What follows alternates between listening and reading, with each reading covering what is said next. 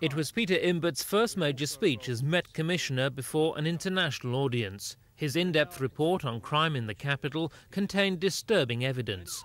London has 2/3 of the nation's armed robberies and half of its murders and serious assaults.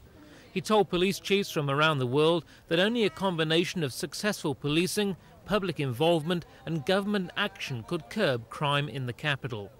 Government legislation on the carrying and use of knives in street crime was, he said, urgently needed.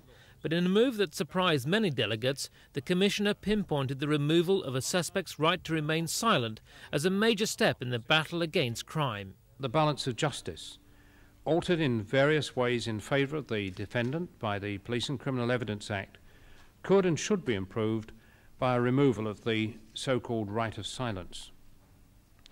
It is a puzzle to me how a privilege against self-incrimination, for that is what it really is, ever gained any sort of respectable place in the English legal tradition. Afterwards, the Commissioner gave an example of what he meant. A car was stolen, it had a car telephone number, a call was made on that number, the recipient said yes, the call was made by a particular individual. Now that individual, of course, decided to maintain his right of silence and there was no charge. And I think that that person should have been taken to court and the court allowed to draw a conclusion from that.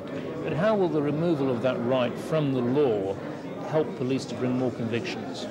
Well, I think that's one example. That person should have been charged with stealing that car. And I think that that's the inference that one could draw from that. It's not a question of the police losing a game and wanting to change the rules behind them. No, not at all. We're working on behalf of the public. We're the agents of the public.